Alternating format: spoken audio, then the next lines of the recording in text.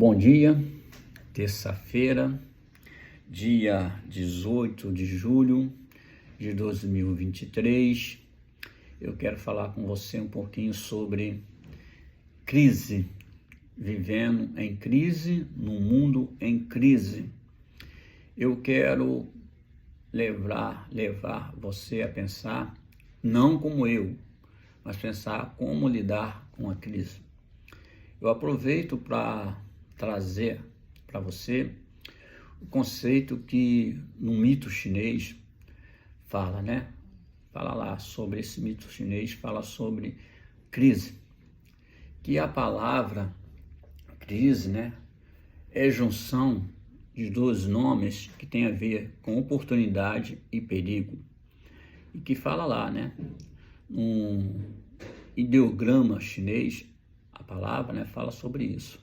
Sobre Wade, né, a palavra crise tem a ver com oportunidade e perigo. Então, no momento de crise, você tem a oportunidade de começar algo novo, deixando para trás algo que faz você estar em crise, ou permanecer nesse perigo até levar você mesmo à morte, né? Ou até uma vida, né, de depressão constante, angústia, ódio, ira, que não pode passar. Então a crise, segundo o mito chinês, tem a ver com isso, com perigo e oportunidade. Então eu vou partir com vocês, né, pensando assim, né, porque eu acho um conceito muito interessante, coisa boa de se pensar. A gente então aprende a viver quando a gente pensa em coisas boas, tá bom? O que caracteriza uma crise? Então vou começar por aqui. A caracterização psicológica da situação da crise. A caracterização psicológica da situação de crise. Então, crise é uma situação. Então, preciso identificar, descobrir a caracterização psicológica dessa crise. Todo processo de crise fora da rotina do viver provoca reações emocionais que devem ser conhecidas, entendeu? Todo processo de crise fora da rotina do viver provoca reações emocionais que devem ser conhecidas.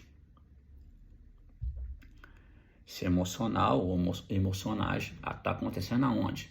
Dentro da cabeça, na mente, o que a gente fala, né, que isso afeta o coração, todo o ser, tá bom? O que tem a ver a situação dessas crises ou dessa crise? Ou seja, ansiedade gerada pelo medo de não encontrar solução, além do sofrimento da própria dificuldade enfrentada. Então, ansiedade gerada pelo medo. Ansiedade gerada pelo medo, né? Porque a ansiedade pode ser gerada por muitas coisas, além do medo. Eu aqui quero tratar a respeito dessa ansiedade ou dessa crise que é gerada, né, através da ansiedade gerada pelo medo de não encontrar solução, além do sofrimento da própria dificuldade enfrentada. Também o descontrole emocional. Porque o descontrole emocional é muito fácil de ser, né, conhecido nas pessoas, né, ser visto nas pessoas. Também a desorganização mental, que vai desde a fuga pela porta da fantasia à espera de um acontecimento imprevisto ou sobrenatural que venha solucionar o problema, até o desespero que não vê nem aceita qualquer solução. Há exceções, mas em geral, a mente da pessoa, adúltera pela angústia de uma crise, perde as condições normais de raciocínio. E também desordem nas relações interpessoais.